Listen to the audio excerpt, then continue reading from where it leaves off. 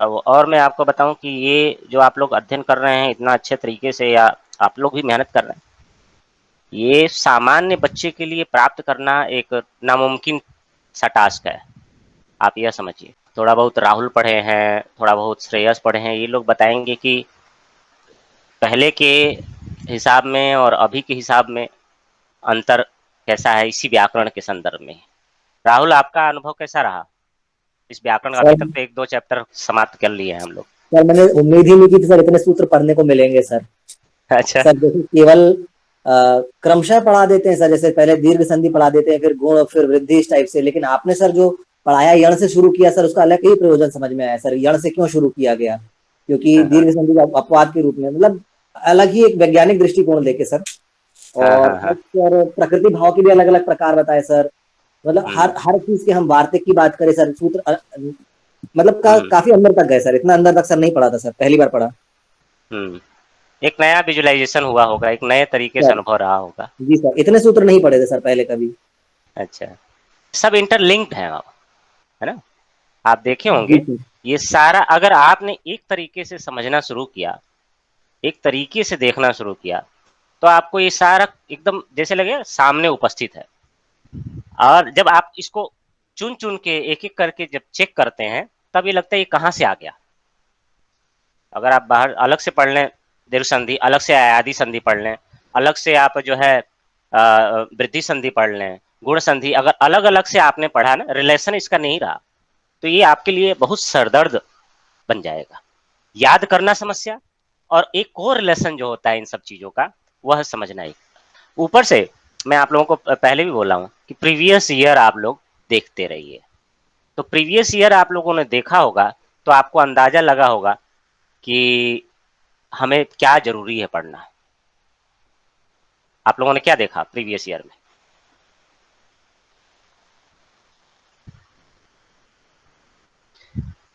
Previous year में sir अब आप वो लोग देख रहे हैं? साधारण सूत्र, सर वो हाँ। साधारण सूत्र नहीं, प्रवृत्ति सर चेंज हो गई है सर। पहले सर इधर 2-3 सतही साल, सूत्र 4 पूछ साल से लेते आप थे। देखेंगे, 2-3-4 साल से तो प्रवृत्ति कैसी जी चेंज सर। हुई है आपको महसूस हुआ। और ये मैं लगातार 4 साल, 5 साल पहले से जी मैं सर। पढ़ा रहा हूँ कि आपका प्रश्न न छूटे। और आप देखेंगे कि मैं प्रीवियस ईयर आया हुआ है उस पे फ़ोकस नहीं करता हूँ। मैं ये कोशिश करता हूँ जो हमारा सिलेबस है वो कंप्लीट होना चाहिए। अगर सिलेबस आपका कंप्लीट होगा, तो वो प्रश्न कहीं से भी पूछें, आपके इन हैंड होगा वो, है ना? और एक और बात है कि यह एक ही बार प्रिपेयर करने की ज़रूरत है। बाकी आप बस दोहराते रहें, कई बार कई सूत्रों ऐसे तो आपको सूत्र को याद रखना भी बहुत कम ही है। बहुत ऐसा नहीं है कि ऐसे तो लगभग सारे सूत्र याद के फॉर्मेशन में आ गए होंगे, चीज़ें समझ में आ गई होंगी, धीमे-धीमे रिवीजन करेंगे तो याद हो जाएँगे। परंतु सारा चीज़ याद नहीं करना है। चलिए, कोई नहीं। कौन-कौन संधि हम लोग आज संधि में देखे हैं? सर यण संधि, अयादि संधि, गुण संधि, पूर्वरूप संधि, पररूप संधि और प्रकृति भाव, प्रवृत्ति भाव से। है ना? ठीक है। और ये प्रकृति भाव 8 जो है, आप लिस्ट बना लेंगे। आप लोगों के पास एक मैंने यह भी उपलब्ध करा दिया है, जो है एक तरीके से पीपीटी पीडीएफ, उसका भी हेल्प लीजिएगा। और जब लॉकडाउन आदि समाप्त होगा, तो इसको क्या कीजिएगा, एक पेज पर 6-6 पेज, जैसे कि यह स्तोत्रनाशु दिया है, तो ऐसा जो है जैसे कि टोटल 6 आप लोगों को दिखा रहा हूँ, इसको क्या कीजिएगा, एक पेज पर यह जो है 6 आप लोग निकाल लीजिएगा।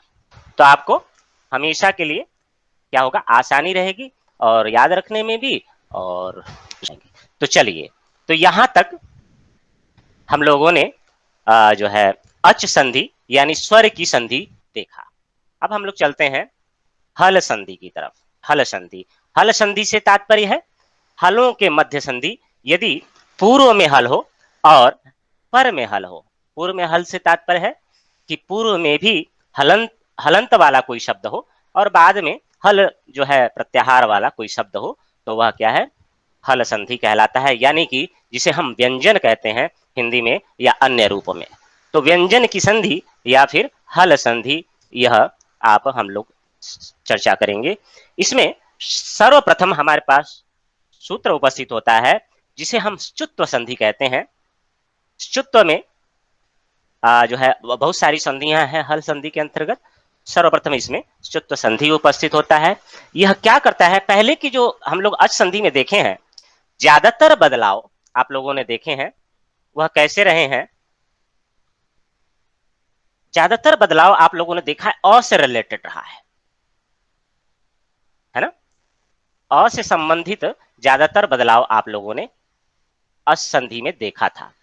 अब यहां पर आप ज्यादातर चीजों को देखेंगे तो जो बदलाव की प्रक्रिया है, शुरू के जो क्लासेस हैं उसमें मैं बता रहा हूं, स और तवर्ग ये अपने आप को या तो बदलता है या तो सामने वाले को देखने के बाद अपने स्वरूप को चेंज कर देता है। जब भाषा विज्ञान हम लोग देखे थे तो उसमें यह जो बदलाव की प्रक्रिया था उसको भी बाद में आपके क्लास के बाद क्या किए रिलेट कीजिएगा कि यह जो है संस्कृत की यह अपनी एक खासियत है कि जैसे कि अ के बदलाव पर हम लोग अलग अलग तरीके से पर रूप, पूर्व रूप और अन्य अन्य रूपों में हम लोगों ने देखा था, वैसे ही यहाँ पर स और तवर्ग ये भी अपने रूप को अलग अलग स्वरूप में बदलते दिखेंगे। तो कैसे बदलते हैं, क्या क्या चीज होता है, उसी के संदर्भ में प्रथम सूत्र उपस्थित होता है स्तोश्चुनाश्चु। यह कहता है स तू हो, स हो, स्तो का मतलब सामने आप लोगों की स्क्रीन पे आ रहा होगा, तू का ही जब हम शब्द रूप बनाएंगे तो षष्ठी द्विवचन में स्तोह बनेगा। तो स्तु मतलब स और तवर्ग, तू का मतलब आप जानते हैं अर्धित सवर्ण से क्या करता है, सवर्ण संज्ञा तवर्ग की, तो तू से यानी तवर्ग प्लस, प्लस का मतलब होता है, अभी आगे देखते हैं, श और चू, चू यानी चवर्ग। यदि ये दोनों उपस्थित होते हैं तो यह अपना रूप इसके अकॉर्डिंग बदल देगा। यह जो है जैसे वहां पे हर जगह अ इधर उधर आप देखेंगे, पूर्व रूप में, पर रूप में अ अपनी सत्ता समाप्त कर देता था, जाके दूसरे में मिल जाता था या दूसरे के तरीके से हो जाता था, वैसे ही यहाँ पर सतवर्ग यदि देखता है श वर्ग को तो वह क्या हो जाएगा, अपने आप को चेंज कर देता है, अपनी सत्ता को समाप्त कर देता है और उसके समान हो जाता है। तो सत्ता को जब चेंज करता है श वर्ग में तो यह अपने आप को चेंज करेगा। ठीक है, अब ये समझिए कि ये प्लस का योग का अर्थ क्या होता है। योग यहां पर आएगा स्तोश्चुनाश्चु, जो है कहता है सकार तवर्ग और शकार चवर्ग का योग हो, योग का हो तो सो जो सकार और तवर्ग है यानी दंत स और तवर्ग है, यह अपने आप को तालव्य श और चवर्ग में चेंज कर देता है। तो ये योग क्या है, तो इसको मैं एक दूसरे माध्यम से योग का तात्पर्य समझाता हूं कि ये इधर हो चाहे ये इधर हो, कोई फर्क नहीं पड़ता। योग का मतलब जैसे आप 3 + 2 कीजिए 5 आएगा, 2 + 3 कीजिए क्या है 5 आ जाएगा। तो योग का मतलब होता है आप कहीं से भी कीजिए, यानी कि श चवर्ग इधर हो और स तवर्ग इधर हो, तब भी ये अपने आप को चेंज कर देगा इसके अकॉर्डिंग। तो योग का यहाँ पे तात्पर्य है कि कोई भी हो, इधर हो, पूर्व में हो या पर में, सतवर्ग अपने आप को जो यह पूर्व में या पर में देखेगा सचवर्ग को तो चेंज कर देगा। मेरी बात समझ में आई?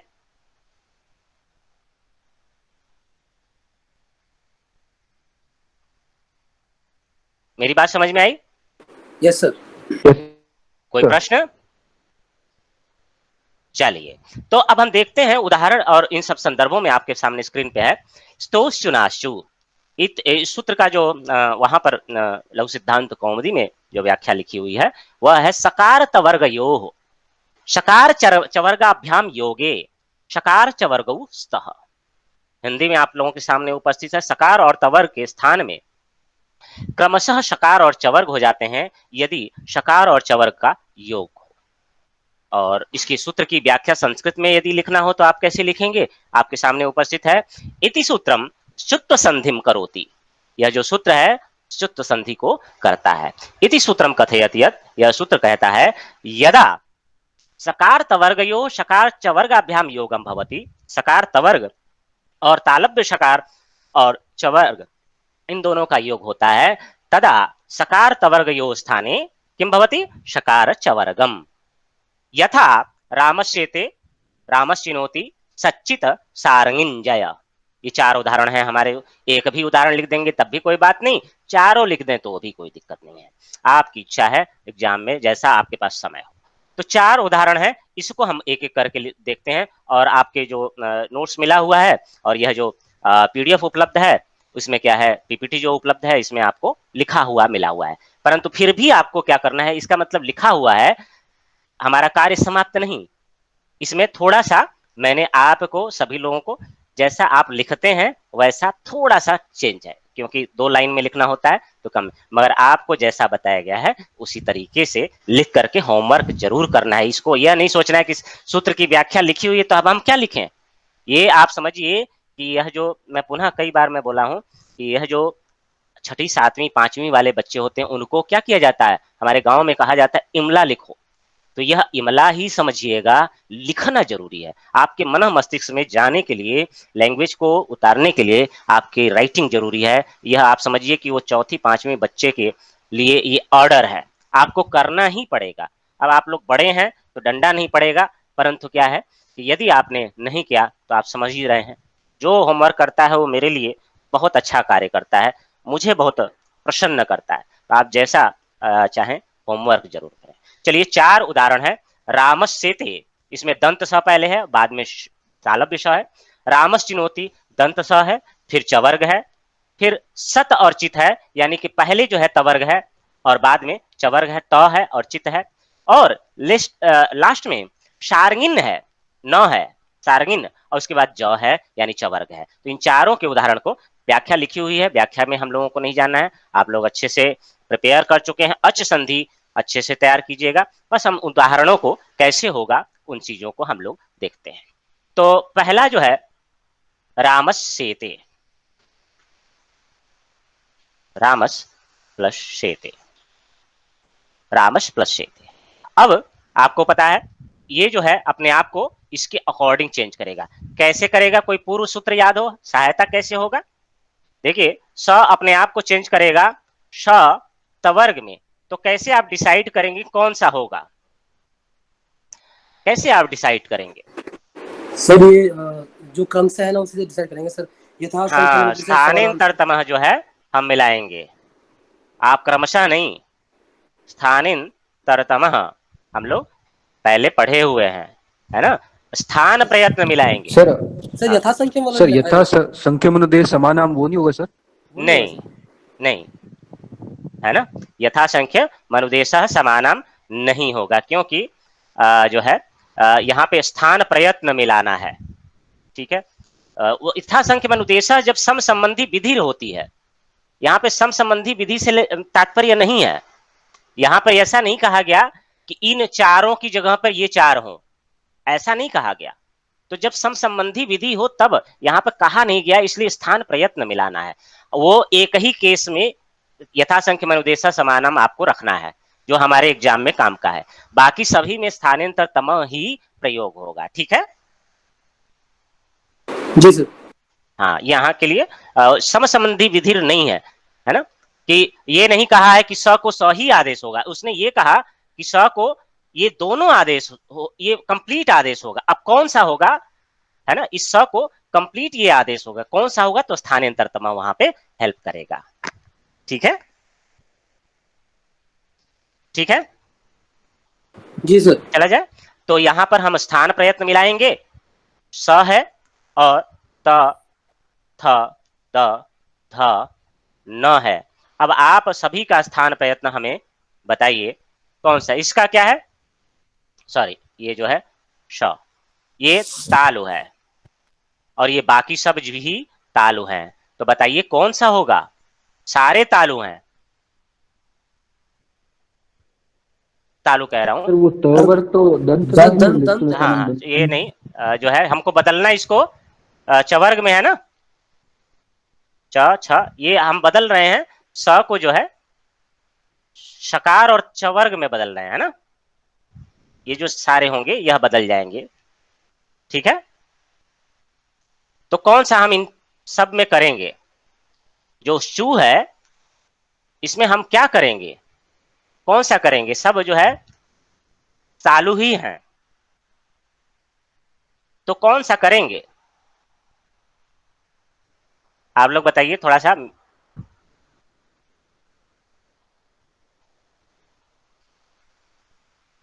कौन सा होना चाहिए आपके? ऐसे तो स आपको पता ही है, आप लोग जो पूर्व नॉलेज है स ही होगा, परंतु कैसे आप डिसाइड करेंगे कि यही स होगा, बाकी ये नहीं होंगे, स्थानीय तर्तमा का कैसे प्रयोग करेंगे?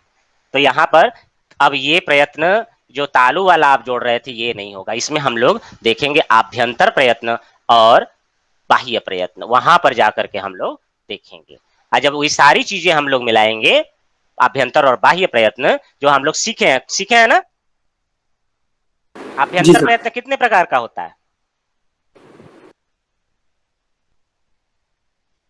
बाह्य प्रयत्न कितने प्रकार का होता है, सर बाह्य 11 प्रकार का, और आभ्यंतर सर 5 प्रकार का सर। 5 प्रकार का। इन दोनों चीजों को जब हम मिलाएंगे तब जो है इस स के स्थान पर यही स आएगा।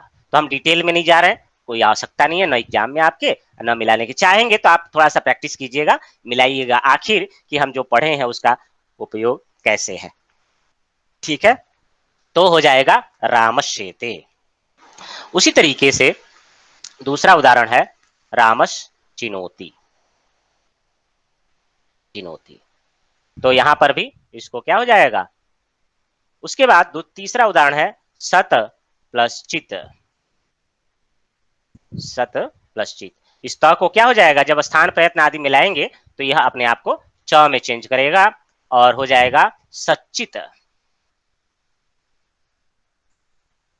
और एक और उदाहरण शार्ङिन। शार्ङिन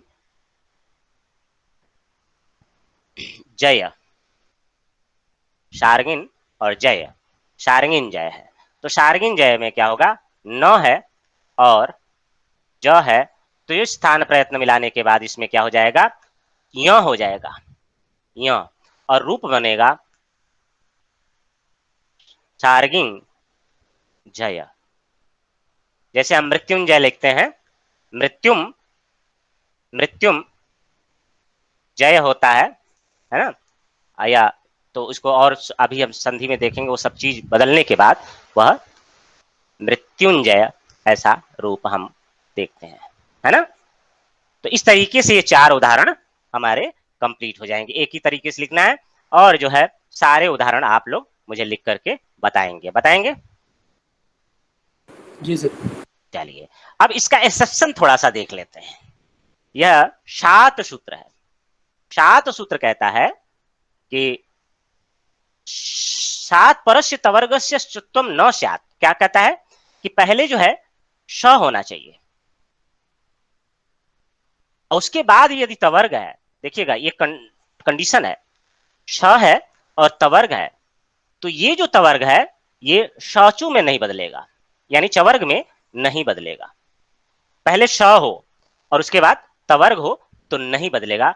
उदाहरण में प्रश को देखिएगा और न, प्रश है और न है, तो श है उसके बाद तवर्ग आता है। मैंने बताया था योग हो 2 प्लस जो है 3 हो या 3 प्लस 2, परंतु ये कह रहा है नहीं, ये श प्लस स हो उसके बाद तवर्ग हो तो हम संधि नहीं करेंगे, तो निषेध करता है किसका, च्युत्व का निषेध कर। इति सूत्रम च्युत्वम च्युत्व संधिम निषेधम करोति इति सूत्रम कथयति यत्। यह सूत्र कहता है कि यदा शात परस्य तवर्गम, यदा, यह देखिए, यदा शात परस्य तवर्गम भवति तदा शकार तवर्गयो स्थाने शकार चवर्गम न भवति।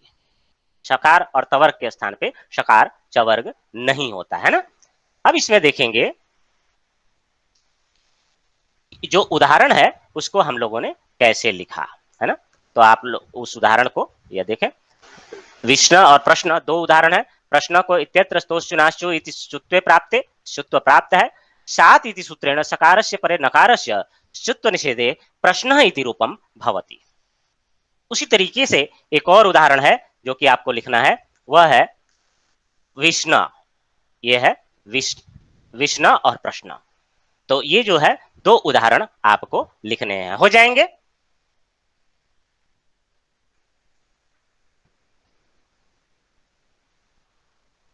हो जाएगा। कोई ऐसा है जिसको कोई कंफ्यूजन है? हो जाएगा सर। बड़ी अच्छी बात है। तो हम लोग जो है इसको उसका एक्सेप्शन देखें। अब देखते हैं स्टुनाष्टु को, है ना। अब हम लोग देखते हैं स्टुनाष्टु को, स्टुनाष्टु सूत्र को देखते हैं। ये भी बेहद आसान है। इसको पहले हम लोग व्याख्या को यहीं पे पहले देख लेते हैं। पहले भी मैं बताया कि श और तवर्ग यानी दंत स और तवर्ग ही अपने आप को चेंज करते हैं और योग में यहां पर भी सेम कंडीशन है। इसमें आगे स्टुनाष्टु के आगे लगा दीजिए स्तो। स्तो मतलब स्तो स्टुनाष्टु और स्तो स्टुनाष्टु दोनों सेम है, दोनों सेम अर्थ है, दोनों सेम संधि है, सेम कंडीशन है। बस तात्पर्य है मूर्धन्य श और टवर्ग होना चाहिए। क्या है? सकार और तवर्ग हो, यानी दंत स और तवर्ग हो। आफ्टर दैट या फिर योग में आप कह लीजिए कि मूर्धन्य श और टवर्ग हो, तो क्या हो जाता है? क्या हो जाता है? वह जो स और तवर्ग है यानी दंत स और तवर्ग, वह अपने आप को मूर्धन्य श और टवर्ग में चेंज कर देता है ना। समझ गए?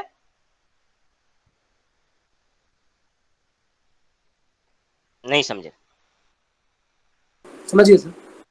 हाँ, यह स्टुनाष्टु ष्टुत्व संधि करता है, वो ष्टुत्व संधि करता है और यह ष्टुत्व संधि करता है। संस्कृत व्याख्या आप लोग देख रहे होंगे तो आप लोगों की स्क्रीन पे आ रहा होगा, वह है इति सूत्रम ष्टुत्व संधिम करोति।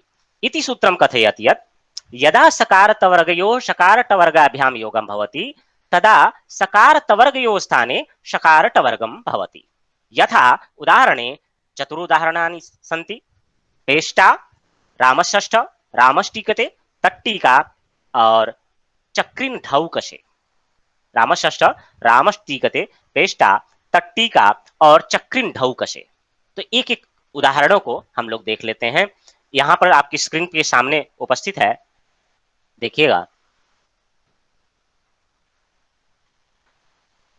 रामषष्ठ है ना, रामस प्लस षष्ठ दंत स है, उसके बाद षष्ठ। योग का मतलब आप पहले भी समझ गए हैं, 3+2 और 2+3 किसी भी कंडीशन में 5 होगा, पूर्व में हो या पर में।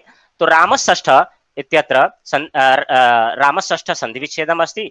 शुनाष्टु इत्यनेन सूत्रेण ष्टुत्वं कृते सकारस्य स्थाने शकारे भूत्वा रामषष्ठ इति रूपम भवति। उसी तरीके से रामष्टीकते इत्यत्र सेम कंडीशन जो है, रामष्टीकते ऐसा होगा। तीसरा में देखिएगा पेष्टा, स है, दंत स है, उसके बाद क्या है? टा है। यहां पर थोड़ा सा त लिखा गया है मेरे तरफ से, वह आप इसको लिख लीजिएगा। पेस्ट श को जो है उस तरीके से त को ट के संदर्भ में लीजिए, क्योंकि टाभ्याम भीष जो है इस संदर्भ में, तो उसको देख लीजिएगा। तो पेश और दंत स को मूर्धन्य श, पेष्टा, और उसी तरीके से तत् और टीका। तत् टीका मतलब उसकी टीका, इस अर्थ में तत् टीका। तो ट है, इस त को जो है क्या हो जाएगा? स्थान प्रयत्न मिलाएंगे, त के स्थान पे टवर्ग में ट होगा और बन जाएगा, वर्ण सम्मेलन करेंगे, तट्टीका बन जाएगा, है ना। तट्टीका ऐसा रूप आपको देखने को मिलेगा। तो ये बेहद आसान था। पहले यदि स्तोष चुनाश्चु आपने देख लिया। और एक और उदाहरण है चक्रिन ढौकशे। चक्रिन ढौकशे देखिएगा, एक सेकंड। ये सारा उदाहरण आप लोग लिख लीजिएगा और आप लोग क्या कीजिएगा, होमवर्क करके मुझे जरूर भेजा कीजिए। तो इस न के स्थान पे क्या हो जाएगा? ण हो जाएगा, है ना। स्टुनाशु सूत्र से न को ण हो जाएगा, बन जाएगा चक्रिन ढौकशे। चक्रिन ढौकशे, है ना। ये 5 उदाहरण आपसे कभी भी पूछा जा सकता है या फिर पूछा गया होगा, है ना। चलिए, ये समझ में आ गया। नए सूत्र पे चला जाए। जी सर। चलिए, अब इसके एक्सेप्शन को हम लोग थोड़ा सा देख लेते हैं, और एक वार्तिक है वो भी हम लोग देख लेते हैं। इस वार्तिक के संदर्भ में और इसके एक्सेप्शन के संदर्भ में जो है जो अपवाद जिसे कहते हैं संस्कृत में, वह हम लोग देख लेते हैं। यह है न पदांत टोर नाम। न पदांत टोर नाम क्या कहता है? न पदांत टोर नाम कहता है पदांत टवर्ग हो। पदांत यदि टवर्ग हो, आपकी स्क्रीन पे हिंदी में दिख रहा होगा, एक सेकेंड। क्या लिखा है? पदांत यदि टवर्ग हो, उससे परे नाम भिन्न शब्द हो। तो ष्टुत्व नहीं होता है। नाम अभिन्न कोई नाम अर्थ में न हो तो क्या है, ष्टुत्व नहीं होता है। एक वार्तिक आती है, वह सामने स्क्रीन पे आपको आ रहा होगा। अनाम नवति नगरीणाम इति वाच्यम। अनाम हो, नाम अभिन्न हो, नवति हो, मतलब आप जानते हैं 90 को नवति, षण्णवति कहा जाता है 96 को, षण्णवति 96 को कहा जाता है, तो षण्णवति। और नगरी हो, जैसे नगरी का नगरिया बनता है, शरणगरिया इसकी स्क्रीन पे, और एक सरनाम होता है, षट प्लस नाम, तो नाम नवति और नगरी अगर ये शब्द आए हुए हैं तो इनको क्या हो जाता है, ष्टुत्व निषेध जो काम करते हैं वह उस संदर्भ में गिन लेना चाहिए, है ना। तो देखिएगा इस उदाहरण के संदर्भ में यह सूत्र न पदांता टोर नाम क्या कहता है, पहले इसको देख लेते हैं और फिर उसके संदर्भ में। तो यहां पर षट संतः आपके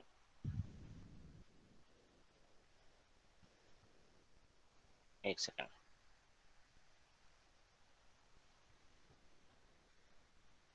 ठीक है। तो यहां पर आपकी स्क्रीन के संदर्भ में षट संतः,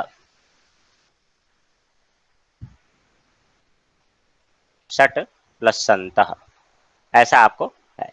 अब यहां पर न पदांत टोर नाम, इस जो है सूत्र से क्या होगा, पदांत टवर्ग है। ये षट जो है आप जानते हैं प्रथमा बहुवचन में प्रयोग होता है, तो इसलिए पद के अंत में क्या है, टवर्ग है।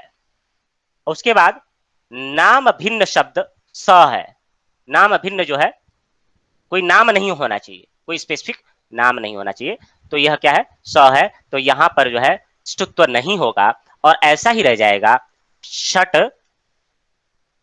संतः।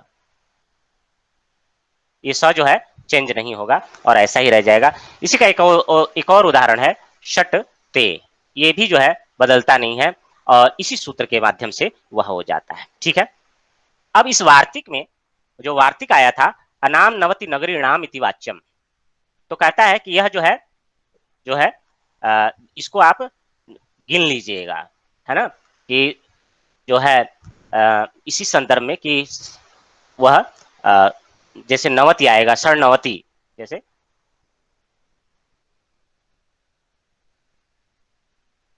छठ है फिर नवति आता है, तो कुछ एक संधि जैसा कि हम लोग देखेंगे आगे। एक सेकंड रुकिएगा, थोड़ा सा वर्किंग का ग्लिच आ जा रहा है, पता नहीं क्यों ग्लिच आ जा रहा है।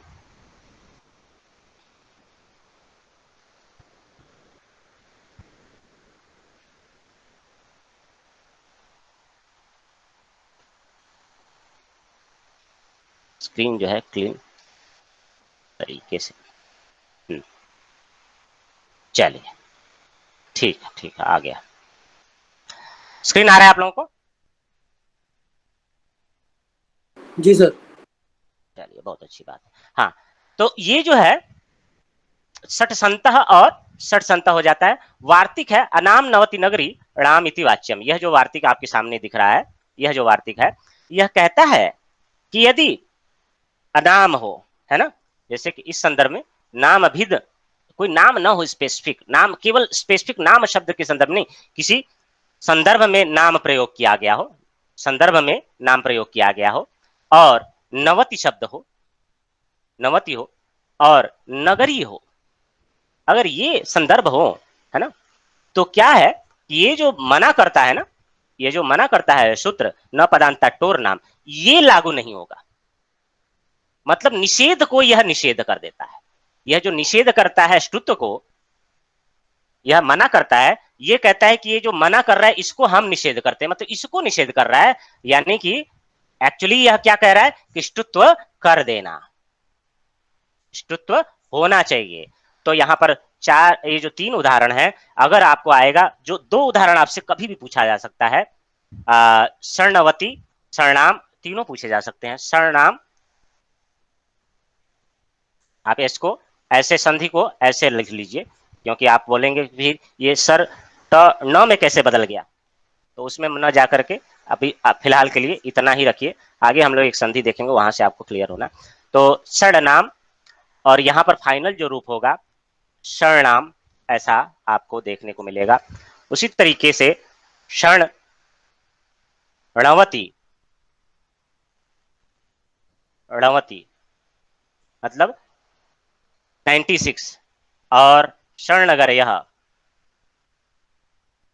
शरणनगर यह, ये जो है संधि होकर के मतलब 6 नगरियां, ऐसा जो है रूप बनेगा। तो ये 3 आपसे जब पूछे जाएंगे तो आप यहाँ पे इतना ही लिखिएगा, इत्यत्र इत्यत्र शरण अनाम्नवति नगरीणाम इति वाच्यम इति वार्तिकेन ष्टुत्वं भूत्वा, इति वार्तिकेन ष्टुत्वं भूत्वा रूपम भवति शरणाम शरणवती शरणनगर्या। ध्यान रखिएगा, इस वार्तिक से जो है अनाम्नवति नगरीणाम इति वाच्यम, यह जो है इस वार्तिक से यहाँ पर ष्टुत्व संधि होकर के यहाँ पर रूप बनेगा शरणाम शरणावती और शरणनगर्या। ठीक है,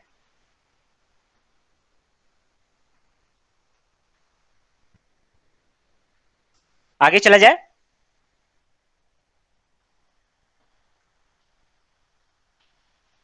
कोई बोलिए। जी सर। चलिए, तो नेक्स्ट जो है हम एक और एक्सेप्शन देखते हैं। यह कहता है तोषी, यह कहता है न श्रुतम, कहता है कब, कदा, जैसे कि हम लोग देखे थे एक और इससे पहले, जैसे कि स्तोष्टनाश्रु में हम लोगों ने शात देखा था, वैसे ही तोषी है।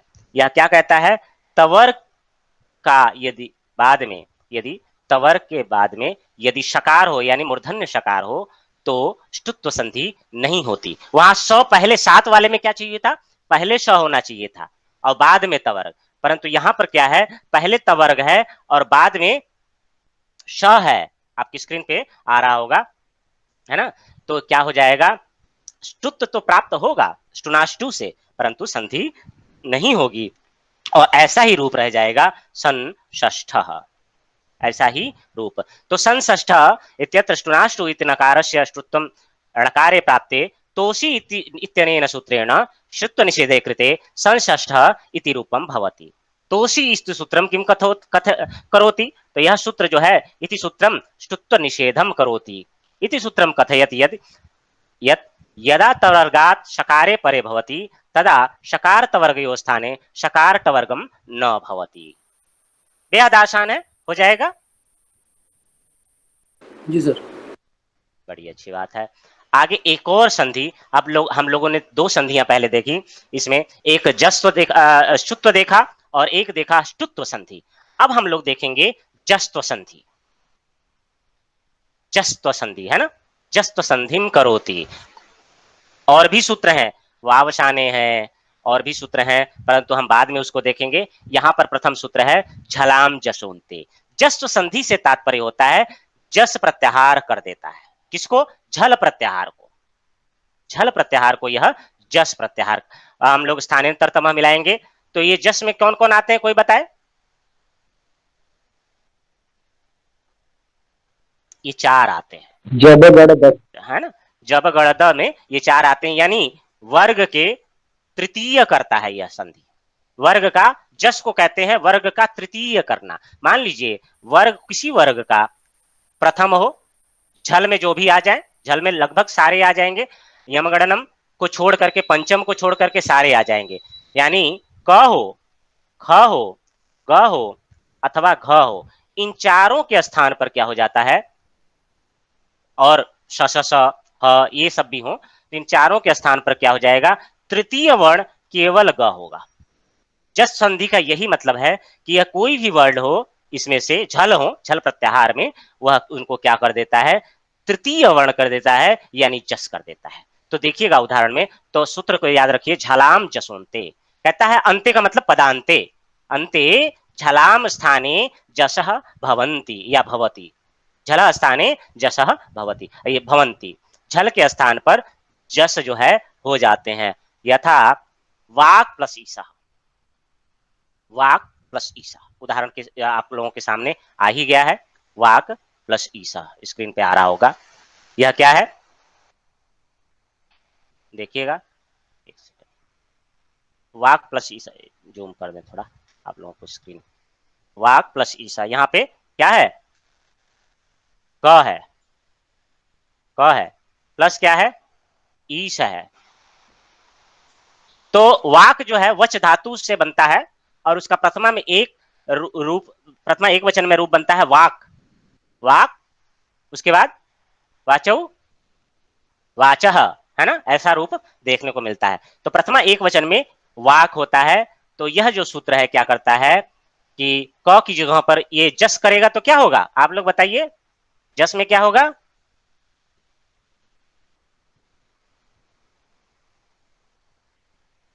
क की जगह पे क्या होगा,